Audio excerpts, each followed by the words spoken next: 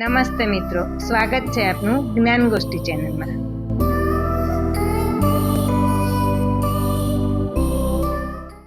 નમસ્તે વાચક મિત્રો. તો ચાલો મળીએ આજે એક નવા પુસ્તકને. પુસ્તકનું નામ છે નવા ભારતની રણનીતિ.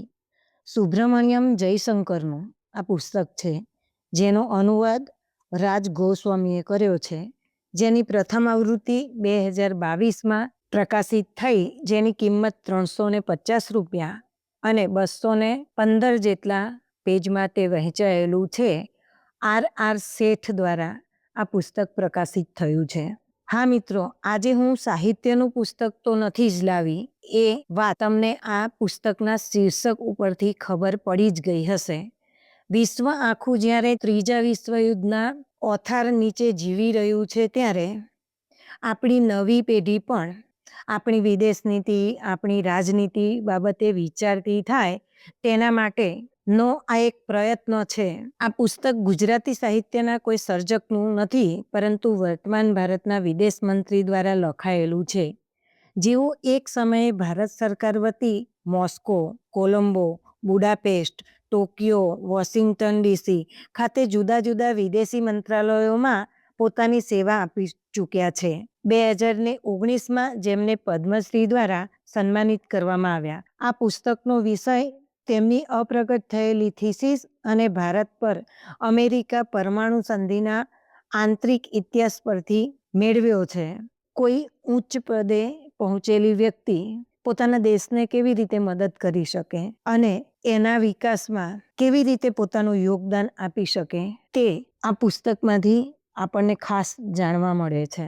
તેમની 4 દાયકાની વ્યાવસાયિક કૂટનીતિના અનુભવ પછી જ્યારે તેમને ખબર પડી કે આપણે જે માન્યતા ઉપર કામ કરી રહ્યા છીએ, આજે તેની સામે પ્રશ્નો કરવામાં આવી રહ્યા છે, ત્યારે તેઓ વિચલિત થઈ ગયા હતા. તેમણે જોયું કે રાજકીય શુદ્ધતાનો આગ્રહ એક પડકાર છે, તો વધતી ગયેલી રૂઢિગત માન્યતાઓનું વજન પણ ઘણું વધારે લાગ્યું.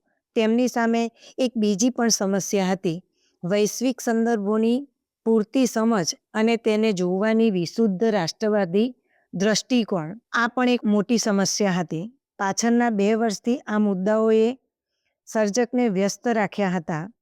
અહીં સર્જકે વિશ્વને એક ટોચ પરથી જોયું છે અને જેના જોખમો અને સંભાવનાઓને નિષ્પક્ષ રીતે અનુભવ્યા છે.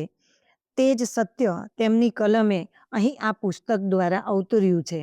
અહીં સર્જકે યુનાઇટેડ સ્ટેટ્સમાં પોતાના 4 કાર્યકાળ દરમિયાન રાજનીતિમાં રસ કેવી રીતે પેદા થયો અને તેમનો આત્મવિશ્વાસ વધ્યો, તેની વાત આ પુસ્તકમાં મૂકી છે. અહીં સર્જકે પોતાની આત્મકથા લખતા હોય તેમ પોતાના અનુભવો સજાગ થઈને વહેંચ્યા છે. અહીં સર્જકે નવા ભારતની વૈશ્વિક પોઝિશનની વાત કરી છે. ખરેખર આજે ભારતના રાજકીય, આર્થિક, વ્યાપારિક દ્રષ્ટિએ કઈ પોઝિશનમાં કેવી રીતે ઊભું છે, તેની વાસ્તવિકતા આ પુસ્તકમાં રજૂ કરી છે. પ્રસ્તાવનામાં સર્જક જણાવે છે કે મેં તત્કાલીન વૈશ્વિક પરિવર્તનને ઘણા નજીકથી જોયા હતા. સૌથી ઉપર પદાનુક્રમના વિવિધ સ્તરો પર ઘણા પ્રશ્નોથી આપણા પોતાના નેતૃત્વ સાથે વાતચીતનું મૂલ્ય હતું, જે શબ્દોમાં મૂકવું મુશ્કેલ હતું. તેમાંથી વ્યૂહાત્મકતાને વ્યાખ્યાયિત કરવા અને શ્રેષ્ઠ પરિણામોને ઓળખવા તથા પ્રશંસા કરવાનું મહત્વનું હતું. પરંતુ જાપાનમાં એક લાંબુ રોકાણ, પૂર્વ એશિયાની વિસંગતતાઓ, આપણા પારસ્પરિક સંબંધોની શોધમાં સિંગાપુરમાં વિતાવેલા ટૂંકા ગાળામાં વૈશ્વિક ઘટનાઓ સાથે તાલમેલ કરવો કેમ મહત્વનો છે, એ વાતનો અનુભવ સર્જકે અહીં કરાવ્યો છે અને અહીં તે વાચકો સાથે શેર કર્યો છે. આ પુસ્તક છેલ્લા 2 વર્ષમાં બનેલી શ્રેણીબંધ ઘટનાઓના આધારે લખવામાં આવ્યું છે. થિંક ટેન્ક કોન્ફરન્સ તથા બિગ બિઝનેસ ફોરમમાં આપવામાં આવેલ પ્રવચનોનો મુખ્ય હિસ્સો પણ આ પુસ્તકમાં છે. Oslo energy forum, Raisina dialogue, રસબાની યાસ ફોરમ અને centre for strategic and international સ્ટડીમાં કરવામાં આવેલા સંબંધોનો સાર પણ અહીં આપવામાં આવ્યો છે. ઇન્ડિયા ફાઉન્ડેશન અને ઇન્ડિયા ઇન્ટરનેશનલ સેન્ટરમાં થયેલી ચર્ચાઓનું સંકલિત સ્વરૂપ અહીં આપવામાં આવ્યું છે, જેમાંથી ધ પેસિફિક ઇન્ડિયન અને એટલે કે પ્રશાંત ભારત એ ઇન્ડિયાના ફાઉન્ડેશન દ્વારા આયોજિત 3 હિન્દ મહાસાગર પરિષદો અને એક નેશનલ મેરીટાઈમ ફાઉન્ડેશનની વ્યાખ્યાન શ્રેણીમાં વ્યક્ત કરવામાં આવેલા વિચારોનું પણ સંકલન છે એમ કહી શકાય.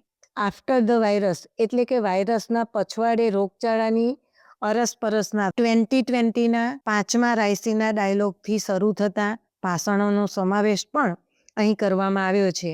અહીં કોરોના વાયરસ એ માત્ર મહામારીને યાદ નથી અપાવતો, પરંતુ પરિવર્તનનો આકસ્મિક આગમનનો સંકેત પણ અહીં આપ્યો છે, જેને વિશ્વ ભવિષ્યમાં અનુભવશે. અને ગતિશીલ વૈશ્વિક પરિસ્થિતિઓ એવી મહત્વની કસોટીઓ છે જેમાં આપણી રાષ્ટ્રીય પ્રગતિનું મૂલ્યાંકન થાય છે. તે પરિણામોની ગંભીરતા ધ્યાનમાં રાખીને કોઈ પણ પક્ષપાતથી પર ઉઠીને નિષ્પક્ષ ચર્ચા અહીં પુસ્તકમાં કરવામાં આવી છે. તો મિત્રો, આવા ઘણા બધા વૈશ્વિક લેવલના સંગઠનોની વાતો અહીં વણી લીધી છે, જેમાંથી નવી પેઢીનો વાચક કંઈક વિચારવા તરફ પ્રેરાય એટલા માટે જ આ પુસ્તક આપની સમક્ષ લઈ આવી છું. પ્રસ્તુત પુસ્તક કુલ 9 પ્રકરણમાં વહેંચાયેલું છે, જેમાં અનુક્રમણિકા પહેલાં આ પુસ્તક ગુજરાતીમાં શા માટે આપ્યું તેનો એક ખુલાસો આપતો લેખ રાજ ગૌસ્વામીએ આપ્યો છે. એ મને ખૂબ જ ગમ્યો, જેમાં ભારતના વ્યાપારી સંબંધોનો ઇતિહાસ રજૂ થયો છે.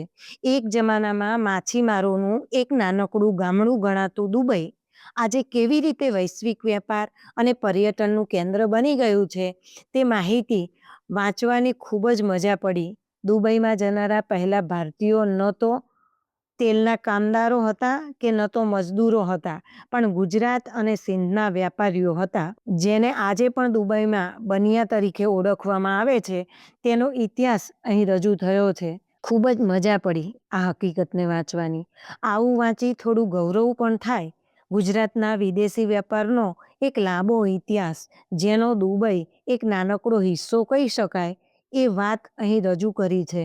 15થી 16મી સદીના આધુનિક વિશ્વ સાથે વ્યાપારિક સંબંધો સ્થાપિત કરવામાં ગુજરાત પહેલું રાજ્ય હતું. તે વાત પણ જાણી અને ઘણું ગૌરવ થયું. આમ આ લેખ ખૂબ જ વાંચવા જેવો લાગ્યો અને રસપ્રદ પણ ખરો.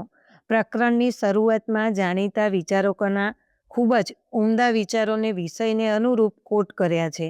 તે પણ ખૂબ જ ગમ્યું. ક્યારેક તમને એક નાનકડી લડાઈ હારીને મહાયુદ્ધ જીતવાની એક નવી રીત શોધી લો છો. આ વાક્ય પણ તેમાં કોટ કરાયેલું છે, જે આપની સમક્ષ રજૂ કર્યું છે. અહીં સર્જકે પોતાની વાત સમજાવવા માટે ભગવદ્ ગીતાનો આધાર લીધો છે. તે વાત પણ ખૂબ જ ગમી અને એનું પણ ગૌરવ થયું.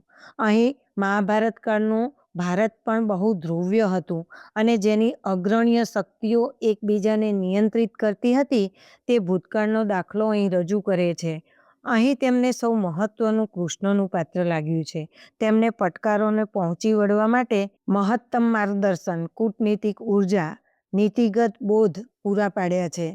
અને અહીં ભારત ભૂતકાળમાં ક્યાં હતું, હવે તે શું કરવાનું છે, ક્યાં જવાનું છે, કેવા તબક્કામાંથી પસાર થશે વગેરે ભવિષ્યની વાતોની ચર્ચા અહીં કરી છે.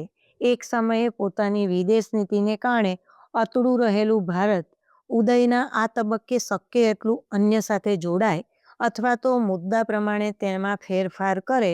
વૈશ્વિક પ્રવાહિતા કેટલીક વ્યાપક છે કે ભારતને દરેક પ્રમુખ ખેલાડી સાથે વધુ સમકાલીન સંબંધો બનાવવામાં આ પડકારોને પહોંચી વળવું પડશે, એક સંપૂર્ણ સંતુલન પ્રાપ્ત કરવું વગેરે ઉપાયો પણ અહીં બતાવ્યા છે. વૈશ્વિક લેવલે નવા ભારતનું નિર્માણ થઈ રહ્યું છે, ત્યારે ભારતે ભૂતકાળ તરફ ખેંચાઈને ભ્રામક લાભો મેળવવાની લાલચાનો પ્રતિકાર કરવો જોઈએ. ભારત તેની નીતિગત વિકલ્પો પર અન્ય કોઈ દેશને વીટો આપી શકે નહીં. આવી ઘણી બધી બાબતો અહીં શીખવવામાં આવી છે. અહીં સર્જકે બતાવ્યું છે કે આપણે જાણીતા સુખથી ખુશ થવાને બદલે અજાણ્યા ડરથી વધુ ભયભીત થઈ જઈએ છીએ. એ વાસ્તવિકતાને ઉદાહરણ સાથે ખૂબ જ સરસ રીતે સમજાવી છે. ખાસ કરીને નવી પેઢી આ પુસ્તક ખાસ વાંચે અને ભારત દેશની વિદેશ નીતિ માટે અને તેની પ્રગતિ માટે તેના ભવિષ્ય માટે વિચારતી થાય એના માટે આ પુસ્તક વાચકો સમક્ષ લઈ આવી છું. તો ચાલો મિત્રો, ફરીથી મળીશું આવા જ કોઈ નવા પુસ્તક સાથે.